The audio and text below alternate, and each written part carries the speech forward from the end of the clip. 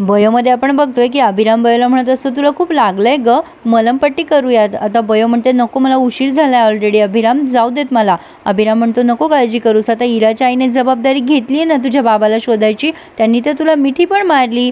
बयो म्हणते, मला त्यांच्यावर अजिबात विश्वास नाहीये. हो न हो, त्यांनीच माझ्या बाबाला किडनॅप करून ठेवलेलं असणार आहे. आता ती मंदिर बघते प्रेक्षकांनो तिथे आणि देवाजवळ तक्रार करते, तिच्या मनातलं दुःख व्यक्त करते की देवा, तू असं का केलंस? माझ्या काजव्याची भेट घडवली खरी, पण आता ते असे अत्यवस्थ आहेत, त्यांना उपचाराची गरज आहे. माझ्या काजव्यासाठी तर मी इथे आले होते त्यांना शोधायसाठी, आणि तू त्यांना असं जर घेऊन गेलास तर माझं कसं होईल? माझ्या आईनंतर माझा काजवाच माझं आयुष्य आहे, त्यांना वाचव देवा, असं ती आर्त प्रार्थना करते देवाला. अभिराम म्हणत असतो, काळजी नको करू सरस्वती, सगळं ठीक होईल. इकडे या इराला काही सहन होत नसतं बयोला शुभंकर दिसलेत म्हणून. तिचं आपलं तेच, मेरी मुर्गी को एक ही टांग. आरव म्हणत असतो, बयो खरी होती ग इरा, ती सांगत होती ते बरोबर होतं. आता इरा म्हणते, त्या बयोचं कौतुक सांगू नको मला, तिला बाबा आपल्या रस्त्यावर सापडला होता. तिला बाबा रस्त्यावर सापडला, ती काही शोधायला गेली नव्हती त्याला, आणि मम्मा म्हणाली आहे ना की बाबाला आता शोधून काढेल म्हणून. प्रेक्षकांनो ती अशीच फास्ट बोलते, तिच्यामुळेच आपली मम्मा आजारी पडते, तुला कळत नाही का? तो आरव शेवटी तिच्याशी डोकं न लावता निघून जातो.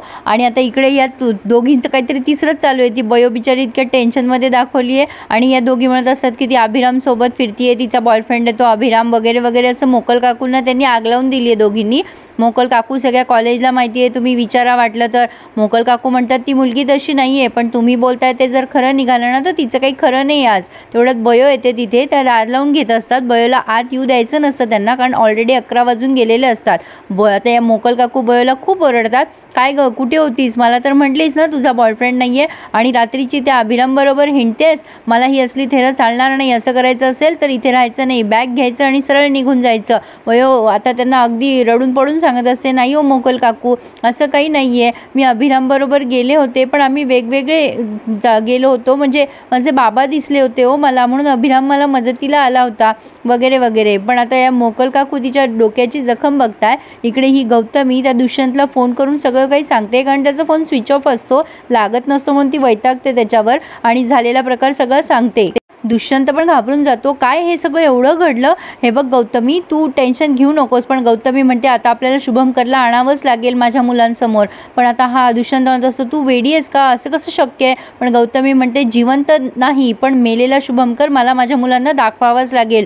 आता हे ऐकून त्या दुष्यंतच्या पायाखालची जमीन सरकली आहे प्रेक्षकांनो. इकडे ही हेतल त्या मोकल काकूला म्हणत असते, मोकल काकू, हिने सगळ्या कॉलेजमध्ये माहिती आहे की ही त्या मुलाबरोबर फिरत होती. अंकिता म्हणते, खोटं बोलते ही काय पण सांगते तुम्हाला. बयो म्हणत असते, नाही हो मोकल काकू, मी कशाला खोटं बोलू? तुम्ही वाटलं तर इराच्या आईला विचारा, खरंच मला माझे बाबा भेटले होते, एवढ्या वर्षांनी भेटले, आणि त्यांना माझ्यासमोर कोणीतरी पुन्हा घेऊन गेलं. मोकल काकूंच्या लक्षात येतं बयो काही खोटं बोलणार नाही. त्या म्हणतात की हे बघ, आता तू झोप, रात्रीचं नको बोलूस काही, आपण सकाळी बोलूयात. आता बयोजवळ भाड्याला पैसे नाही आहेत, तो विषय वेगळा. तर आता हे दुष्यंत गौतमीला म्हणत असतात, are you out of your mind Gautami, काय बोलतेस? तुला तरी कळतंय का? आपण शांततेत नंतर बोलू, तू रागाच्या भरात बोलतेस. पण गौतमी म्हणते, नाही मी बरोबर बोलतीये, हे बघ, तो जर पकडला गेला ना तर मी जेलमध्ये जाईल, तुझं करिअर बर्बाद होईल, तुला कळतंय का? तो शुभंकर आता झोपेतनं उठलाच नाही पाहिजे, त्याला मारून टाक, कसलंही इंजेक्शन दे, काहीही कर, पण तो उद्या सकाळी दिसता कामा नये. आता या दुष्यंतला हार्ट अटॅकच यायचा बाकी आहे प्रेक्षकांनो. बरंच काही बोलून गौतमीने फोन ठेवून दिलाय. इकडे मोकल काकूंना सकाळी सकाळी छान चहा केलाय बयोनी. मोकल काकूंचा मूड छान असतो, पण तेवढ्यात अंकिता आणि हेतल येऊन लगेच लावतातच काहीतरी गाराणे. त्यांनी भाडं दिलंय मोकल काकूंना, आणि बयोचे गाराणे करायला लागतात. बयो कधी देणारे, सरस्वती कधी देणारे भाडं? आम्हालाच वेळेवर भाडं द्यावं लागतं. मोकल काकू म्हणतात, काय सरस्वती तुझं काय? बयो म्हणते, सध्या नाही आहेत माझ्याकडे मोकल काकू पैसे, पण मी व्यवस्था करेल. अंकिता म्हणते, कुठून येणार आहे अचानक हिच्याकडे पैसे? बयो म्हणते, तुला काय करायचंय ग? तू कशाला एवढी काळजी करतेस? तू तुझं बघ ना, कशाला आगीत तेल ओततेस? लगेच ही हेतल म्हणते, बघा काकू, तुम्हाला आग म्हणाली ही तुम्हाला काय पण बोलते आणि तुम्ही खपवून घेता. मोकल काकू म्हणतात, ए यूज क्यूज, गप्प बैस, माझं मी बघून गेल ती काय बोलली मला ते. पण सरस्वती, तू कुठून आणणार आहेस पैसे? आता ही अंकिता पण म्हणते, आम्हीच वेळेवर पैसे द्यायचे का? हिने केव्हाही दिले तर चालतात. बयो म्हणते, हे बघ, तू ना उगाचच नको बोलूस मध्ये मध्ये, माझं मी बघून घेईल आणि देईल पैसे काकूंना वेळेत. तेवढ्यात ह्या बयोला मनी ऑर्डर आली आहे, कुठून आली आहे, काय आली आहे ते काही कळलं नाही आहे प्रेक्षकांनो, पण ती खुश होते आणि मोकल काकूला म्हणते, मी संध्याकाळी पैसे देते तुम्हाला. माझी मनी ऑर्डर आली आहे. आणि मोकळ काकू म्हणतात नक्की दे हं. आता बयोने पप्याला गाठलं आहे आणि पप्याला झालेला सगळा प्रकार सांगितला आहे. पप्या म्हणतो बापरे एवढं सगळं घडलं काल, अरे बापरे मला माहीतच नव्हतं. बयो म्हणते पप्या तू एक काम कर, तू इराच्या आईवर लक्ष ठेव. हो न हो त्यांनीच बाबाला किडनॅप केलेलं आहे, मला शंका आहे पूर्ण त्यांच्यावर. अभिराम म्हणतो हो पण त्याला फोटो द्यावा लागेल ना. आता बयो म्हणते माझ्याकडे नाही आहे फोटो त्यांचा.